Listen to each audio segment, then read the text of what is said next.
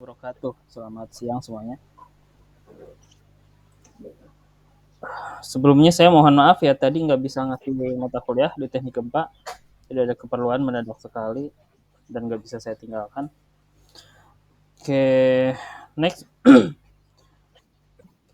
Sekarang kita akan belajar struktur baja ya. Oke, jadi dalam struktur baja itu kita kenal ada dua metode perencanaan. Saya share.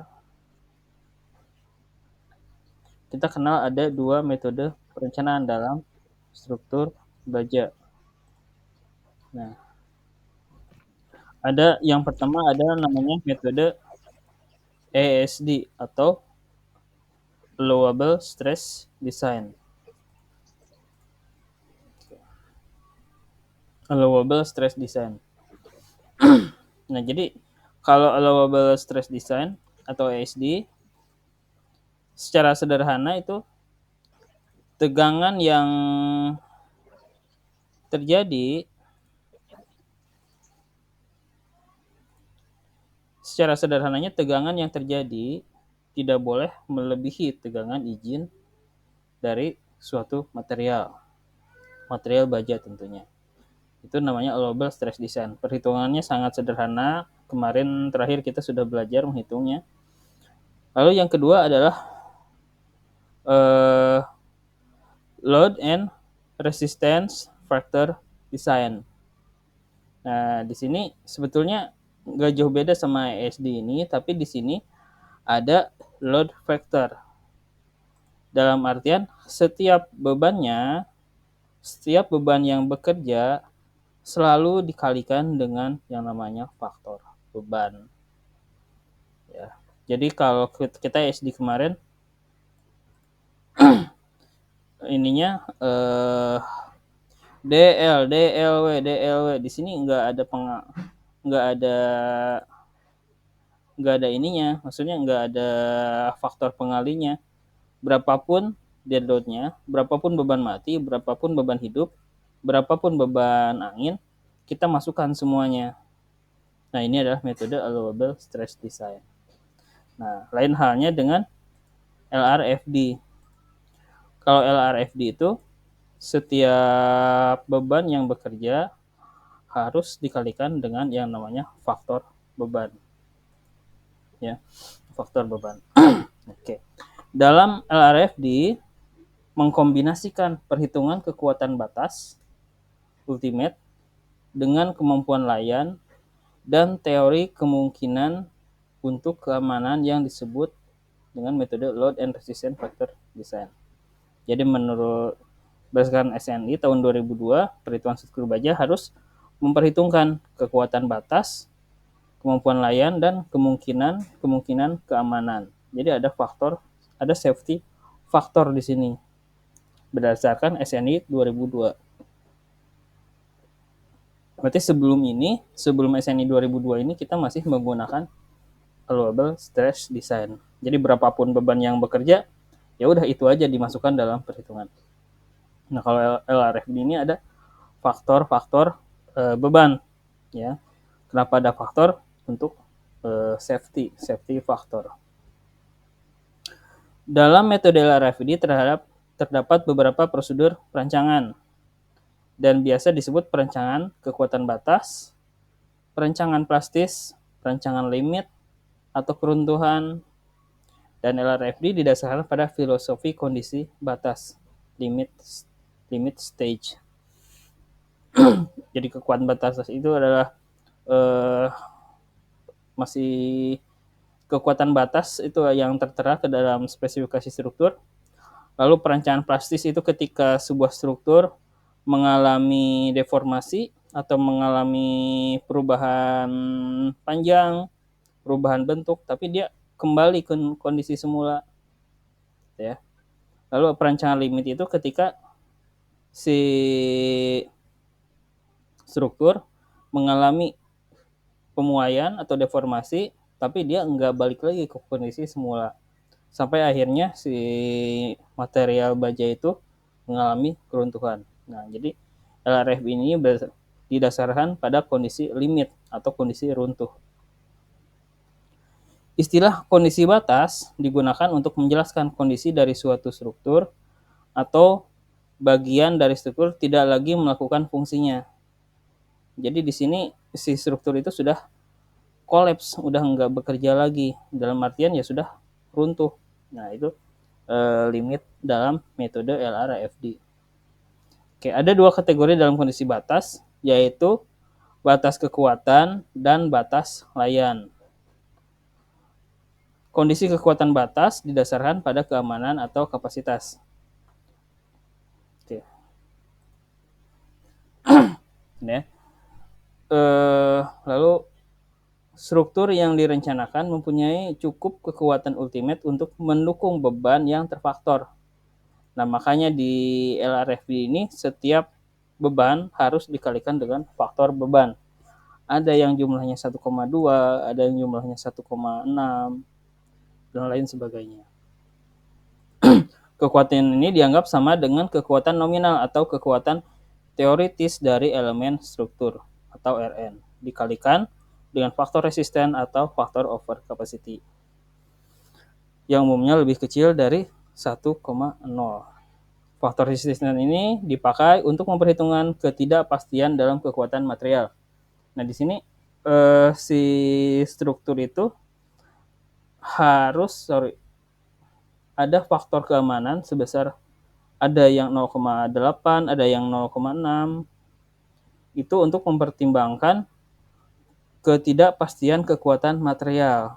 Dalam artian bisa jadi struktur baja yang kita rencanakan itu produk lama, ada korosif, lalu materialnya tidak homogen, atau fabrikatornya yang kurang bagus. Nah, makanya di sini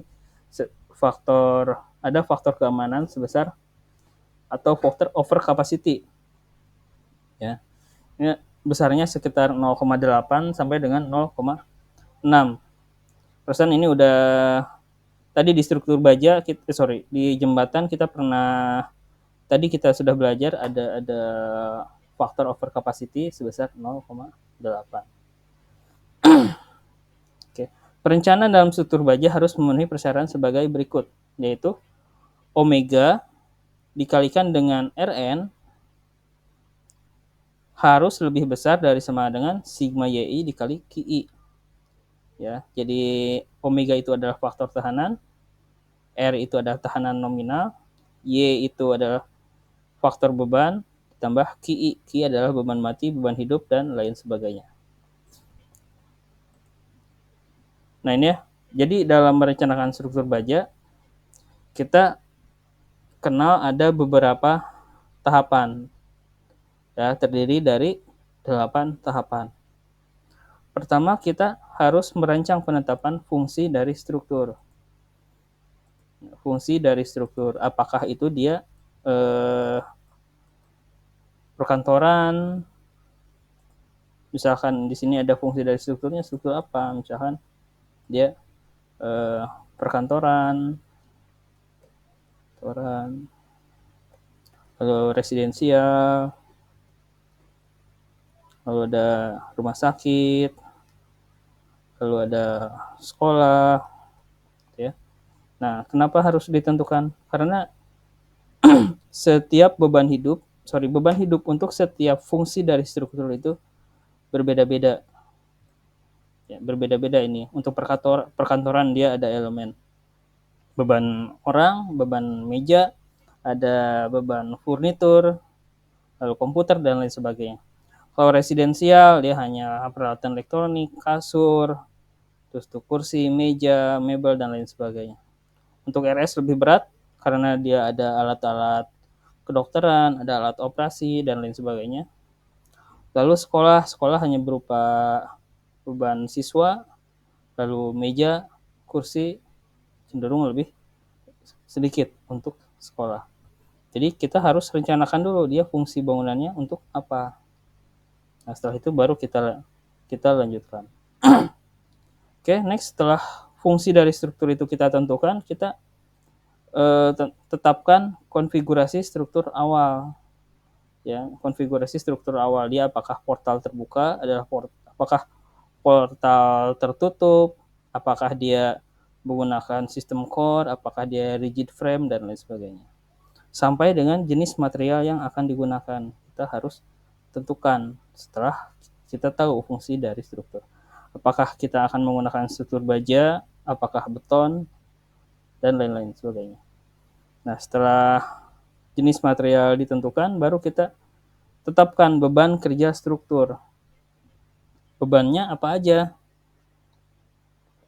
Beban hidup berapa, beban mati berapa, angin berapa, lalu beban super dead load-nya berapa, dan lain sebagainya. Setelah bebannya sudah kita tentukan, baru kita tentukan ukuran elemen struktur berdasarkan langkah. Jadi dalam perencanaan struktur itu, setiap dimensi struktur yang kita rencanakan itu harus trial dan error. Ya, harus trial dan error. Misalkan kita rencanakan menggunakan struktur baja I 300-300. Kita hitung dulu semuanya.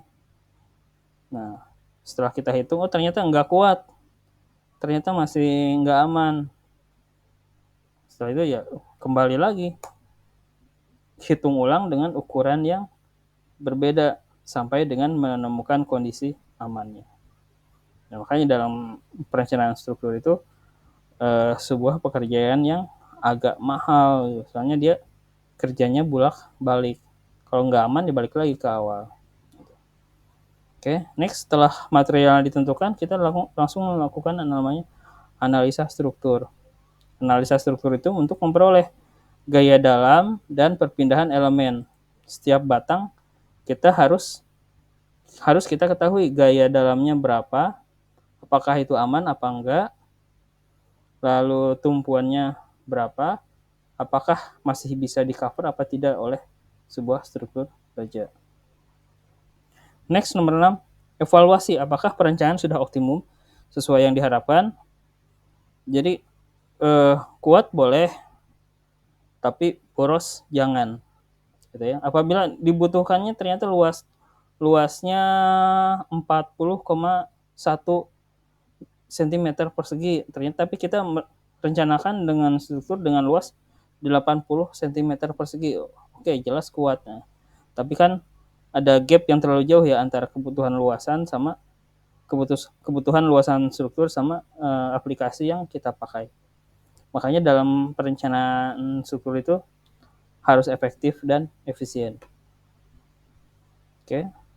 Next, setelah semuanya selesai sampai level ke-6, baru kita ulangi, kita cek perhitungannya apakah sudah oke apa tidak, apakah semuanya sudah memenuhi syarat apa tidak. Kalau sudah memenuhi syarat, maka kita sampai ke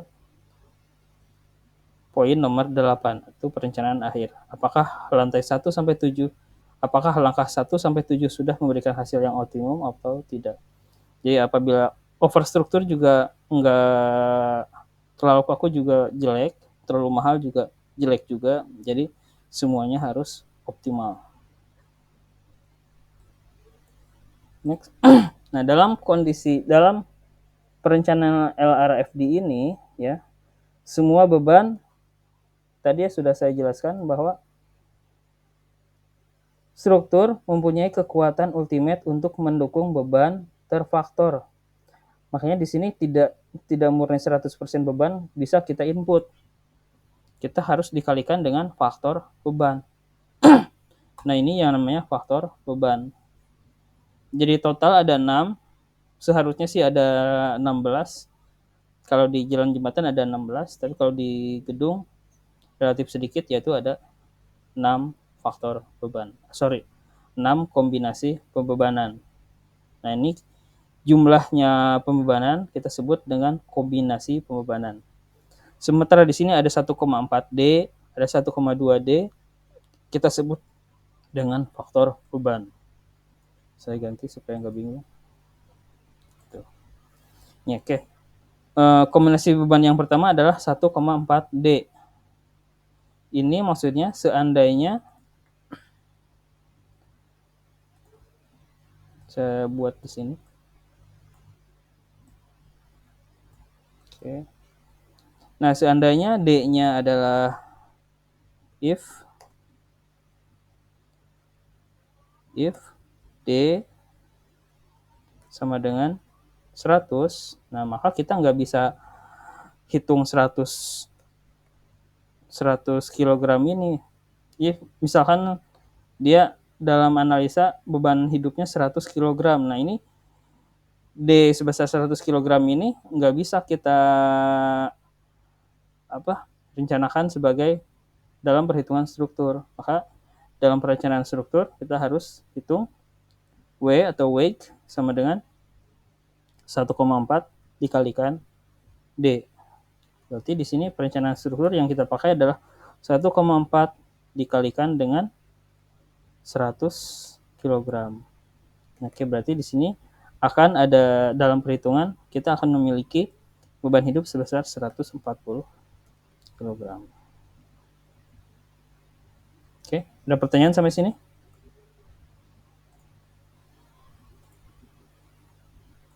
Ada pertanyaan? Silahkan. Ada pertanyaan?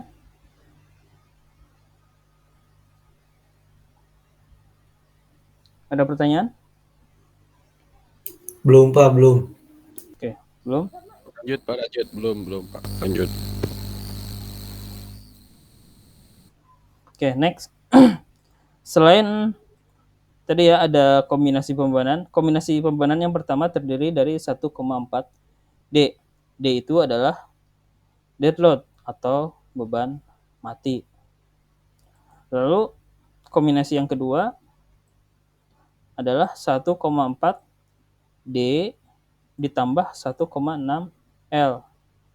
Berarti misalkan if D sama dengan 100 kg dan L sama dengan 150 kg. Nah, maka W yang kita hitung, kita nggak bisa hitung 100 sama tambah 150. Ya, berarti kita harus hitung 1,2 D ditambah 1,6 L. Ini contoh ya, hanya sebuah ilustrasi. Nah, berarti di sini beban yang akan kita rencanakan adalah 1,2 dikali 100 ditambah 1,6 dikalikan taruh beban hidupnya 150. Oke, berarti di sini akan ada beban sebesar 120 ditambah 1,6 dikali 150 berapa? 1,6 dikali 150 berapa? Coba dibantu dihitung. 240, Pak. 240. 40. Oke, berarti apabila beban hidupnya sama dengan apabila beban matinya 100 dan beban hidupnya 150, maka total beban yang akan kita gunakan adalah sebesar 260 kg. Padahal ini kalau ditambahkan D plus L cuma rendah ya, cuma ada 250. Berapa ini? 250, tetapi kita ini 360. Jadi ini besar sekali dari 250 ke 360. Ya, jadi kalau ngelihat misalkan kita melihat ada sebuah gedung atau jembatan atau apapun yang mengalami keruntuhan ya, masa iya gitu ya, padahal bebannya kita dari 250 kita sudah up ke 360 dalam perencanaan gitu ya. Jadi kebangetan gitu kalau misalkan kalau misalkan ada sebuah gedung atau struktur yang mengalami keruntuhan, padahal dalam perencanaan kita sudah hitung sangat over, bebannya aja udah kita asumsikan hampir 2 kali lipat gitu. Oke. Lalu D itu adalah beban mati, L adalah beban hidup, LA adalah beban atap yang ditimbulkan selama perawatan oleh pekerja dan peralatan dan material atau selama penggunaan biasa oleh orang dan benda bergerak. LA ini adalah seandainya di atap itu ada orang yang lagi kerja yang benerin genteng, kita harus perhitungkan. Lalu ada H ini adalah beban hujan, W adalah beban angin, dan E adalah beban gempa. Oke. Next. Ini tabel hubungan kombinasi antara D dan L adalah 3,0 untuk komponen struktur dan 4,5 untuk sambungan. Inilah indeks keandalan atau beta. Lalu D, L, dan W adalah 2,5 untuk komponen struktur dan D, L, dan E adalah 1,75 untuk komponen struktur. Ini belum kita gali. Nanti dalam perencanaan struktur baru kita gali. Oke, next. Ini ada perbedaan mendasar antara metode ASD dan metode LRFD. Oke, ini kalau si ASD dia sangat dasar sekali. Kekuatan izin setiap komponen tidak boleh kurang dari kekuatan yang dibutuhkan. Jadi RU-nya harus kurang dari RN atau kekuatan yang dibutuhkan dibagi dengan faktor reduksi atau faktor tahanan. Sementara pada LRFD, kekuatan rencana setiap komponen tidak boleh kurang dari kekuatan yang dibutuhkan yang ditentukan berdasarkan kombinasi pembebanan. Berarti RU atau kekuatan yang dibutuhkan harus kurang dari omega dikalikan dengan Rn, kekuatan nominal. Lalu faktor keamanan diterapkan pada hanya sisi tahanan. Ya, jadi pada SD ini hanya pada perhitungan tahanannya aja, pada bebannya tidak diperhitungkan.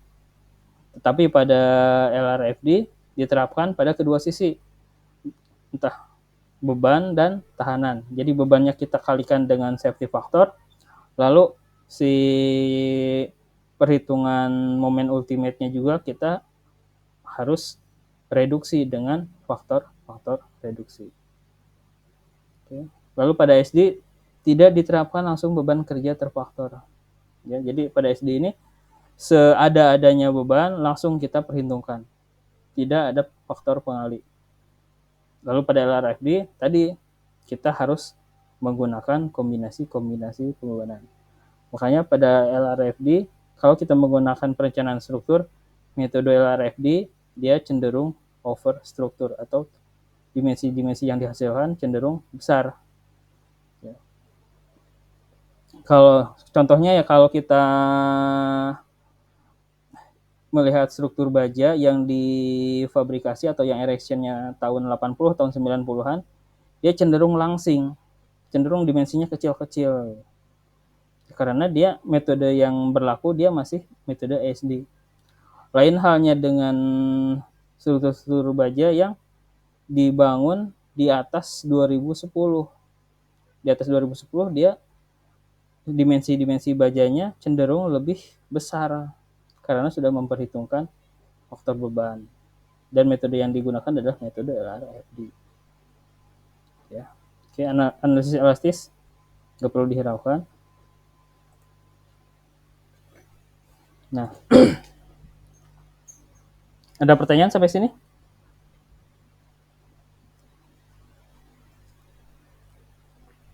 Nggak ada ya? Oke, lalu kemampuan batas layan. Sistem struktur dan komponen pada struktur harus direncanakan mempunyai kemampuan layan batas dengan mengendalikan atau membatasi landutan dan getaran. kemampuan layan batas ini juga berlaku untuk setiap baut. Nah, dalam sebuah struktur itu selalu terjadi namanya lendutan. Contoh di sini ada sebuah balok ditumpu kedua sisinya. Lalu tengahnya ada beban. Ya. Sekecil apapun itu beban akan memberikan efek terhadap struktur. Nah, di sini ada batas lendutan yang diizinkan. Jadi batas lendutan yang diizinkan terdiri dari beberapa komponen struktur. Yang pertama adalah balok pemikul dinding atau finishing yang getas. Seandainya di atasnya ada dinding dan ini adalah balok, maka si balok diizinkan mengalami lendutan setengah lingkaran.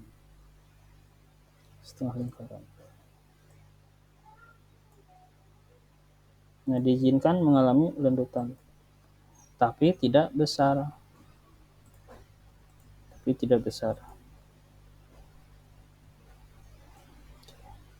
Nah, lendutan yang diizinkan itu adalah sebesar macam-macam. Ada yang L per 360, ada L per 240, ada H per 100, ada H per 300. Contohnya di sini baloknya misalkan terdiri dari panjangnya 4 meter. 4.000.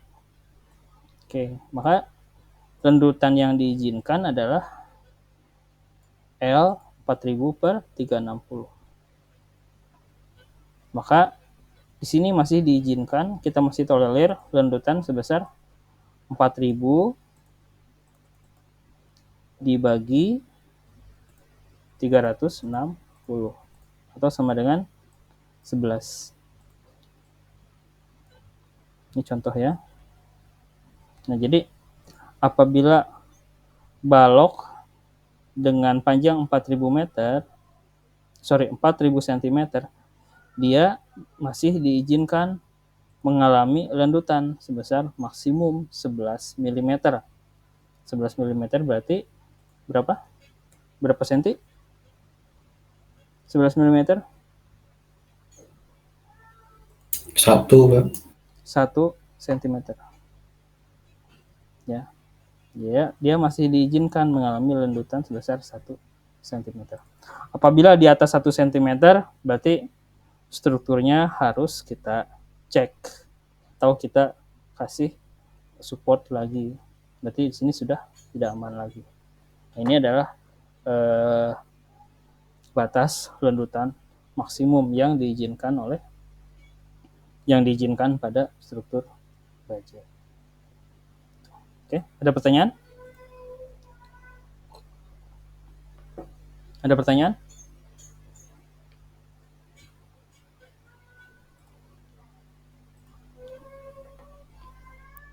Oke, nggak ada.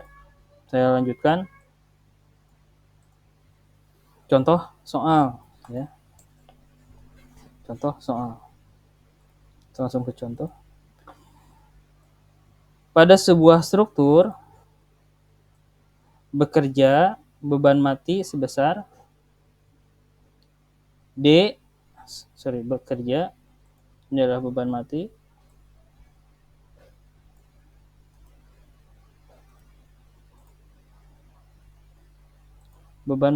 sebesar D 5 kN, lalu ada beban hidup sebesar 2 kN dengan gamma 0,5, lalu ada beban angin sebesar 1 kN. Juga di sini bekerja beban gempa sebesar 2 kN. Beban di atas bekerja pada suatu penampang baja dengan mutu BJ34. Tanpa memperhatikan sifat gaya tekan atau tarik maupun kelangsingan batang, Buatlah kombinasi pembebanan berdasarkan metode LRFD. Ya, ini copy paste, kita copy dulu.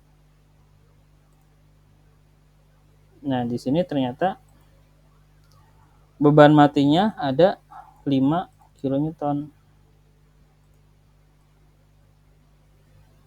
Ya, beban matinya sebesar 5 kN. Beban hidupnya 2 kN dengan gamma 0,5. Gamma itu berat jenis. Lalu beban angin sebesar 1 kN. Dan gempa 2 kN. Oke, kita buat kombinasi pembebanannya. Kombinasi yang pertama, kita hitung berdasarkan ketentuan, yaitu 1,4 D. Ya, 1,4 D. Berarti di sini beban kombinasi yang pertama yaitu 1,4 dikalikan dengan D atau 1,4 dikalikan dengan 5.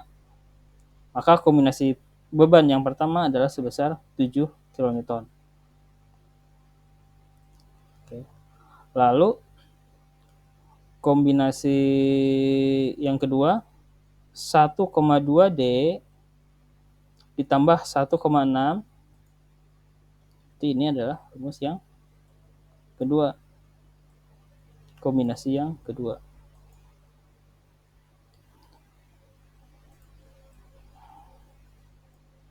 Oke, sebentar, ini ada Oke. 1,2 D ditambah 1,6 L ditambah 0,5 LA atau beban hidup pada atap atau hujan. Nah, ternyata di sini nggak ada nih beban atap sama hujannya. Beban atap sama hujannya nggak ada nih. Berarti si LA ini bisa kita tinggalkan.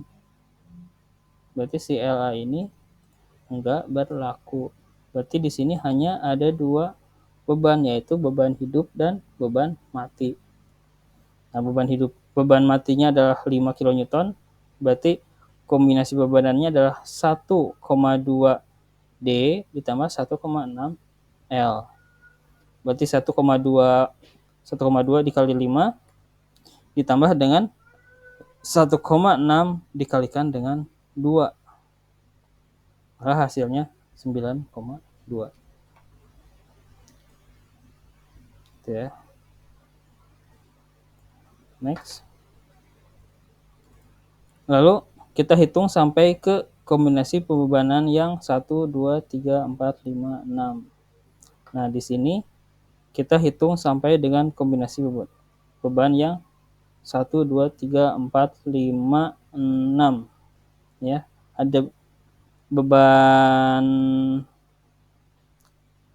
kalau beban angin sama beban gempa itu kita bisa switch.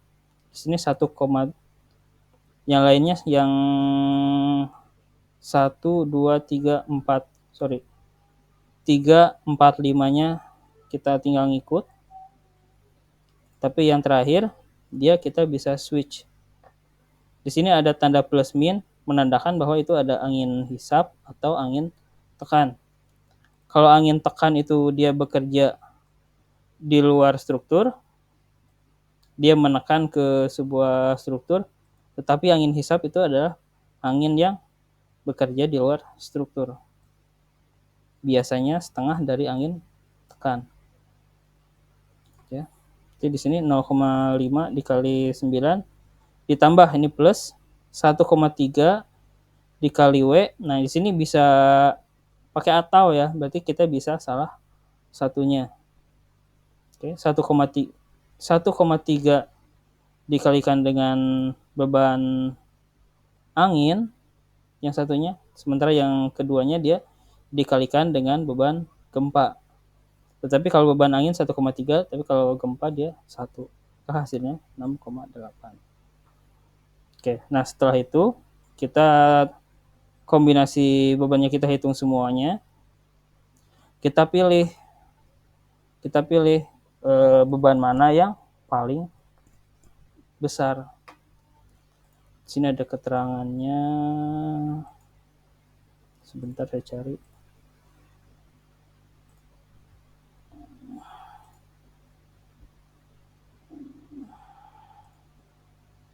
Oke, nggak ada.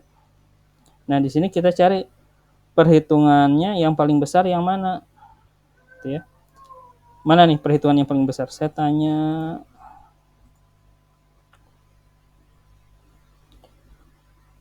Geraldo Rukmantara ada? Hadir, Pak. Oke. Dari ke 1, 2, 3, 4, 5, 6, 7. Dari ke-7 kombinasi pembebanan ini, mana yang nilainya paling besar? Yang kedua, Pak, 9,2 kilonewton. 9,2. Oke, terima kasih.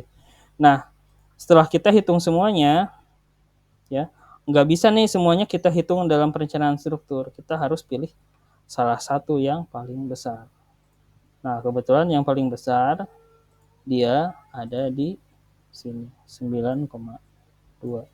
Nah, angka ini yang akan kita bawa ke perhitungan struktur. Nah, itu fungsinya dari kombinasi pembebanan. Kalau yang CISD ini semua beban kita langsung tinggal tambah.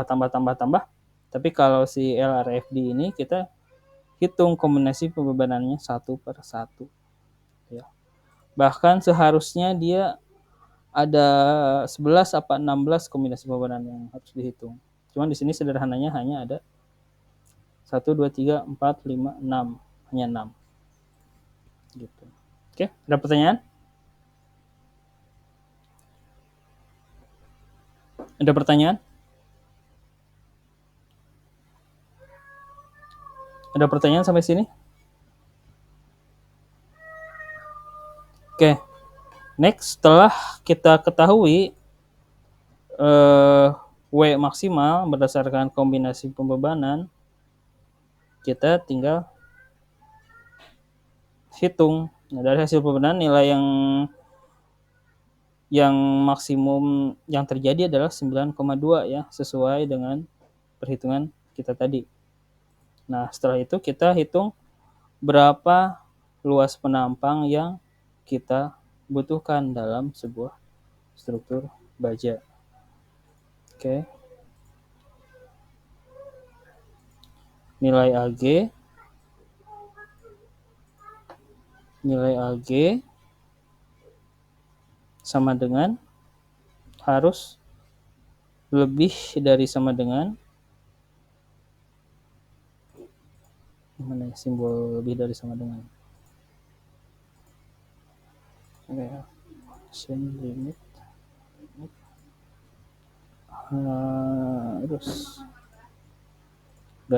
harus lebih besar dari sama dengan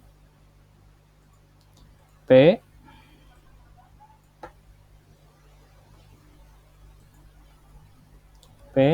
dibagi omega simbol sini omega ini faktor reduksi ya, atau omega dikalikan dengan FY. Nah, di sini nanti tinggal kita hitung nilai P-nya adalah 900, 9.200 dalam kilonewton. Kita reduksi dulu, kita rubah satuannya ke dalam newton ya. Nah, ini faktor reduksi yang kita gunakan adalah 0,9 ternyata. Dikalikan dengan FY. FY itu adalah mutu beton. Mutu dari baja. Nah, FY-nya kita rencanakan sebesar BJ 34. Nah, BJ 34 itu saya cari dulu FY BJ 34. Mutu baja.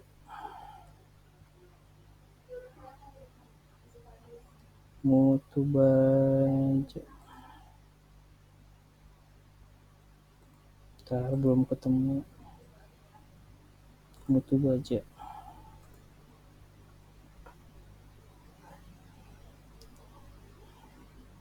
BJ34.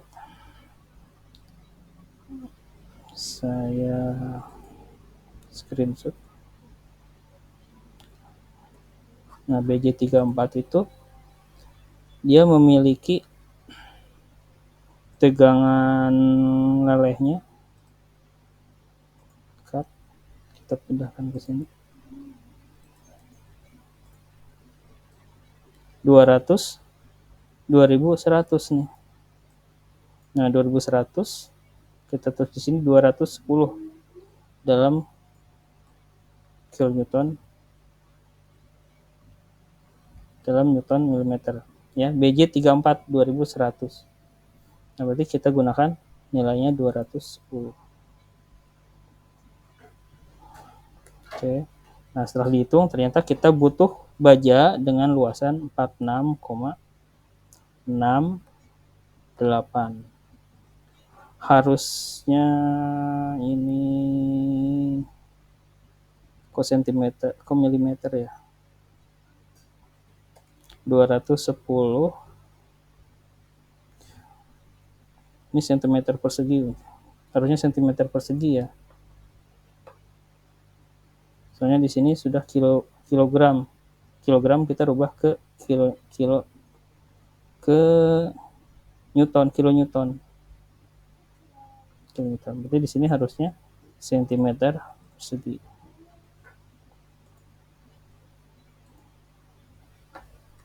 Nah, sekarang tinggal kita bisa hitung. Kita tentukan mutu baja yang luasannya segini tuh ada di mana. Kita buka tabel baja. Nah, tabel baja sudah saya share di Google Classroom, silahkan dicek. Tabel baja. Nah, kita butuh baja seluas 46,8 cm persegi. Kita lihat di tabel ada nggak baja dengan ukuran segitu. Bentar ya, lama. Nah, oke. Kalau kita menggunakan baja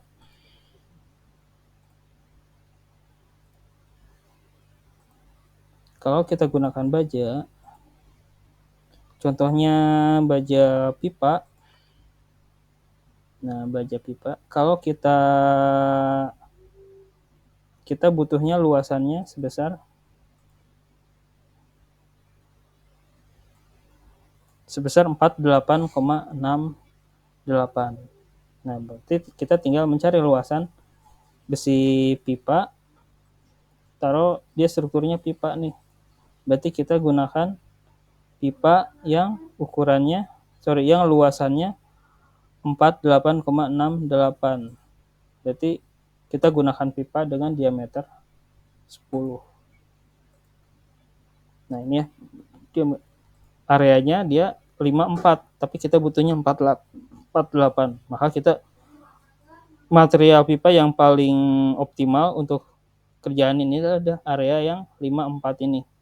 Kita lihat di sini, berarti dia menggunakan pipa diameter 10 inch. Tuh. Oke, ada pertanyaan lagi? Ada pertanyaan? Ada, Pak. Silahkan. Oh, bertanya, Pak. Itu perhitungan itu hanya buat baja sebagai balok atau sama dengan baja sebagai kolom, Pak? Sama aja, Pak. Gimana, Pak? Di sini belum dipisah ya, Pak ya. Baja sebagai balok apa sebagai kolom, tapi secara kasarnya hitungannya kayak gitu. Kita belum nyampe apakah kolom apakah balok, belum nyampe ke sana. Ini hanya perhitungan secara kasar ya, masih kasar. Gitu. Makasih, Pak. Ya. Ada lagi, silahkan. Ada lagi?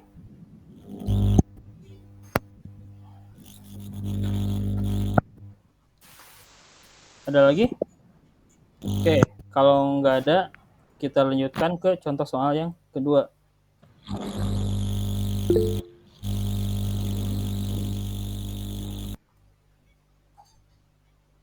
Oke, contoh soal yang kedua. Nah, suatu plat lantai, contoh yang kedua nih. Kita belum merencanakan di sini dia kuat apa enggak nih dengan ukuran segitu, belum. Kita hanya baru menentukan dimensi baja yang dibutuhkan. Nanti cocok apa tidaknya, kuat apa tidaknya nanti di pertemuan selanjutnya ya. Kita masih di faktor-faktor beban. Oke. Contoh yang kedua. Suatu struktur plat lantai dipikul oleh balok WF dengan ukuran 450 dikali 200. Oke.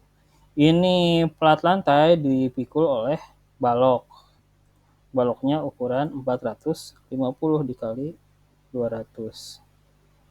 Berarti di sini dia B-nya dia adalah, saya tulis di sini ya. Maksudnya WF 450 kali 200 itu dia si B-nya atau lebar sayapnya adalah sebesar 200. Oke, sementara si badannya dengan tinggi 450 mm. Nah, yang maksud dengan WF 450 kali 200 ini adalah ini. Lebar sayapnya sebesar 200, sementara lebar tinggi badannya 450. Nah, di sini dapat dari mana, Pak? Si thickness A segala macam. Itu dapat dari tabel ya. Silahkan Anda buka tabelnya, tabel baja. Oke. Lalu si plat lantai ini ditahan oleh balok dengan sebesar 2,5 meter as ke as. Jadi si plat lantainya ditopang oleh beberapa balok. Baloknya menggunakan baja WF. Nah, beban mati plat lantai di sini beban mati plat lantai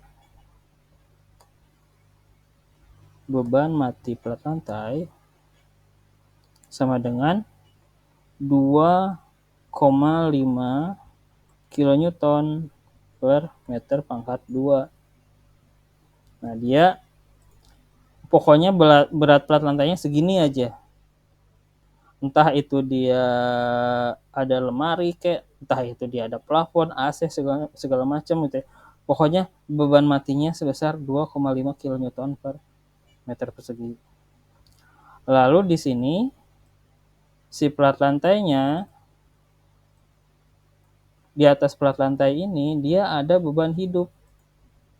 Nah, beban hidupnya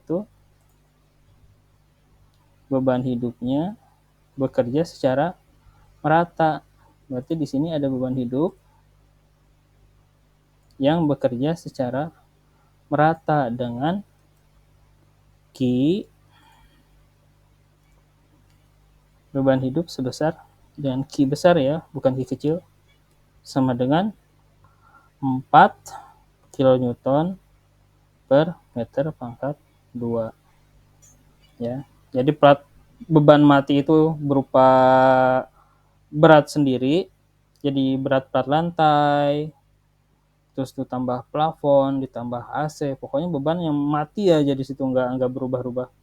Tapi beban hidup ini adalah beban yang bekerja secara dinamis, entah itu orang, entah itu lemari, meja, kursi, komputer, dan lain sebagainya. Nah, ini adalah kita sebut dengan beban hidup. Karena kenapa beban hidup? Ya karena dia bisa bergerak, bisa dipindah, ya. Nah, selain namanya beban hidup, kadang kita juga sebut dengan namanya beban berguna. Beban berguna. Oke, next. Pertanyaannya adalah, hitung beban terfaktor yang harus dipikul oleh balok tersebut sesuai kombinasi LR-FB. Hitunglah beban terfaktor. Kita belum merencanakan dimensi baloknya, terus tuh angka kelangsingannya belum ya. Kita masih menghitung beban. Berapa sih beban terfaktor yang akan dipikul oleh si balok. Oke, pertama kita hitung dulu, kita kembali ke faktor pembebanan, ya, faktor pembebanan. Di sini kita ketahui tiap balok harus memikul berat sendiri ditambah dengan beban dari plat selebar 2,5 meter. Ya. Jadi di sini si lebar plat lantai, jarak antar balok di tiap plat lantai itu adalah 2,5 meter. Karena berarti di sini masih ada balok. Nah, maka balok tersebut menahan setengah beban ke kiri dan setengah beban ke kanan.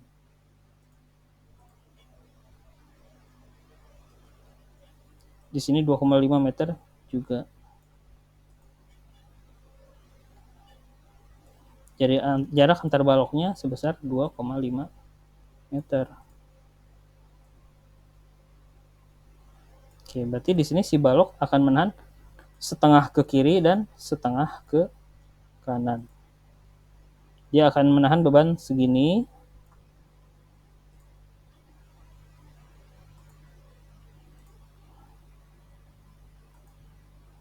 Dan segini. Ya, di tengah-tengah. Berarti di sini akan ada, kalau setengah dari bentang berarti di sini 1,25, setengah dari 2,5,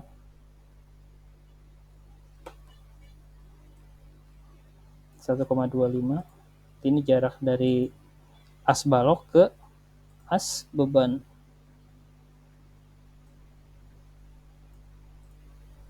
Dan di pinggirnya juga sama.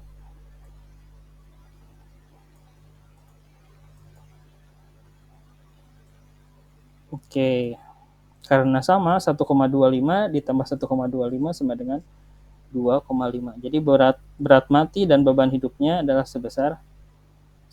sepanjang 2,5 meter. Oke, next. Balok memikul berat sendiri ditambah beban dari plat.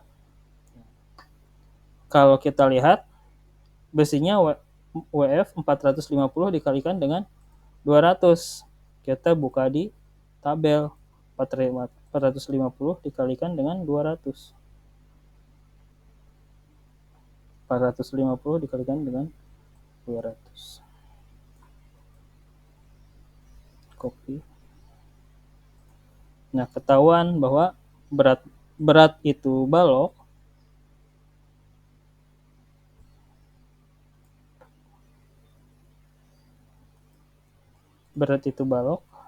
sebesar, nah ini saya dapat dari tabel. Nah, beratnya ini adalah dimensi.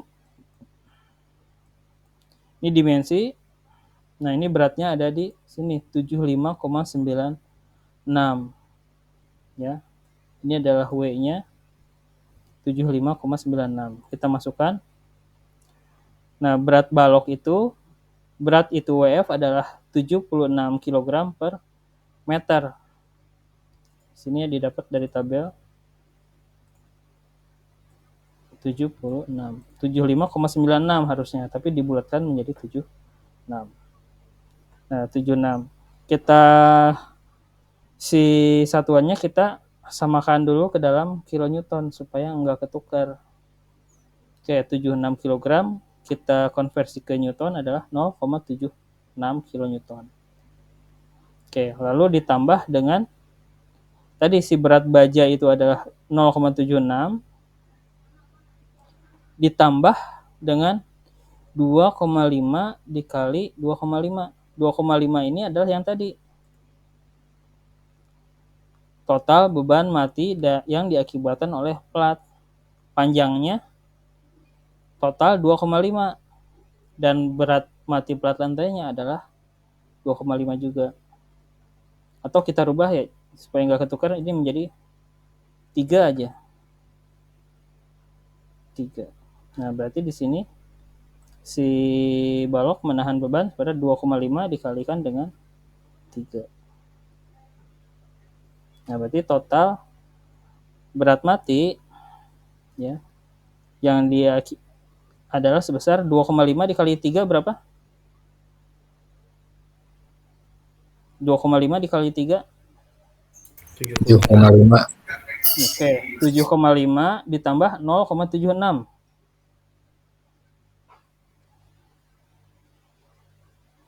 7,5 ditambah 0,76.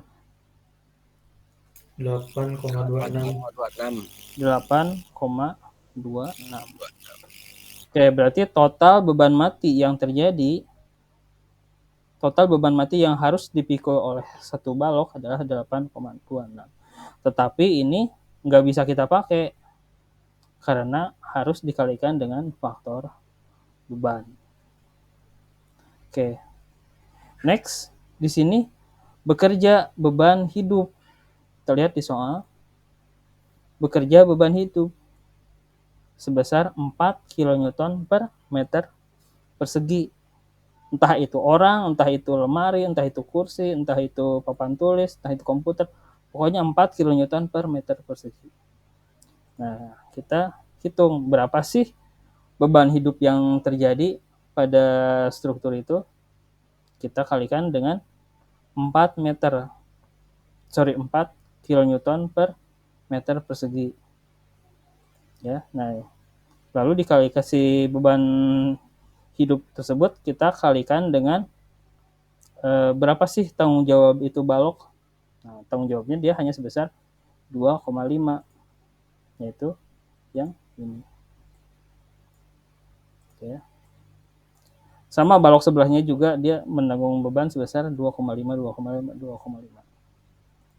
Jadi beban hidup yang terjadi adalah sebesar 2,5 dikali 4, yaitu 10 kN per meter. Nah, di sini hanya ada 2 jenis beban, yaitu beban mati dan beban hidup. Maka kombinasi pembebanan yang akan kita pakai dia hanya ada 2, yang 1,4D dan 1,2D ditambah 1,6 L. Nah, si 0,5 LA sama H-nya nggak kita pakai nih, kita hapus aja. Karena di sini kita nggak ada atap, atapnya nggak kita perhitungkan. Hujannya juga sama, tidak kita perhitungkan. Ya, oke, berarti kombinasi yang pertama adalah 1,4 dikalikan dengan D. D-nya adalah sebesar berapa? 8,2 berapa? 26. Dikalikan dengan 1,4 berapa?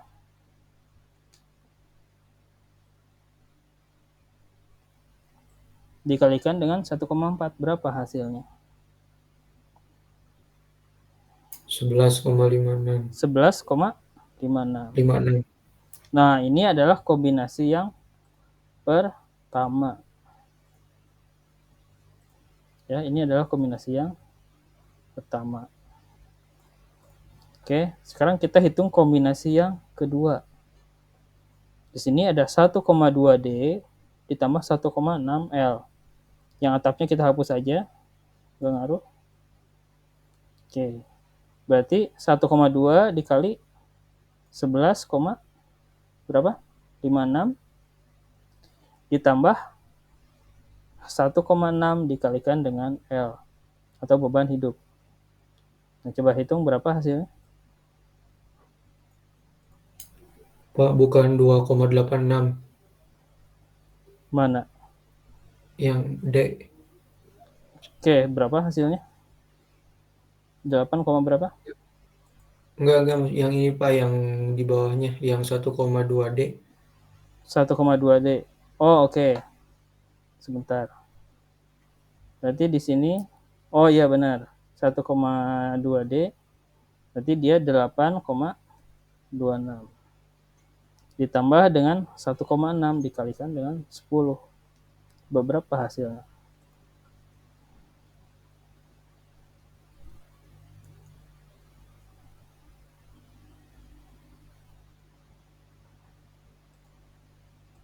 berapa hasilnya? 1,2 dikali 25,9 Pak. 25,9. Oke, berarti di sini. Nah, karena kombinasi beban kedua yang paling tinggi nilainya, maka kita yang akan kita gunakan dalam perhitungan adalah 25,9. Oke. Oke, ada pertanyaan sampai sini?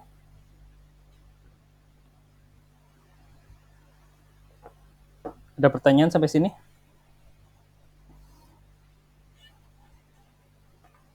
Kalau nggak ada, jadi kita di sini masih menghitung beban ya.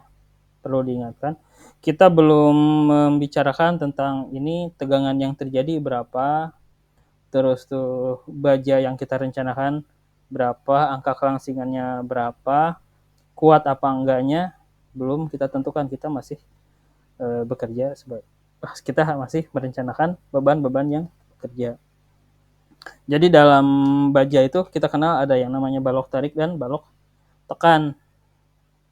Di situ jadi ada dua karena baja itu ada dua kapasitas tekan sama kapasitas tariknya berbeda. Jadi sebelum merencanakan kita harus mengetahui dia itu balok tekan atau balok tarik. Entah itu kolom juga sama, tekan sama tarik. Nah, setelah itu baru kita rencanakan lebih lanjut. Di sini kita hanya menentukan beban-beban yang bekerja.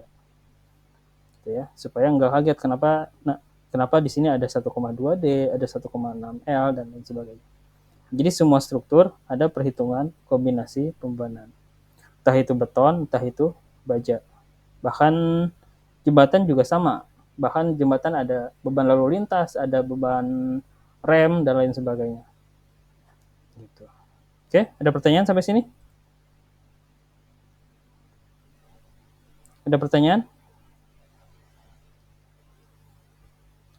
Kalau tidak ada, saya cukupkan sekian. Maaf, Agus, ada pertanyaan? Halo? Agus? Agus Kustandi, ada pertanyaan? Nggak ada suaranya deh. Oke ya. Kalau tidak ada pertanyaan, saya cukupkan sekian. Nanti saya share tugas. Halo Agus. Pak, untuk materi ini diupload lagi ke YouTube nggak ya Pak? Ini saya rekam apa enggak ya? Oke, saya rekam. Nanti saya share lah di YouTube. Ada sedikit yang belum paham sedikit. Ya, nanti ini saya rekam. Mudah-mudahan berhasil ya.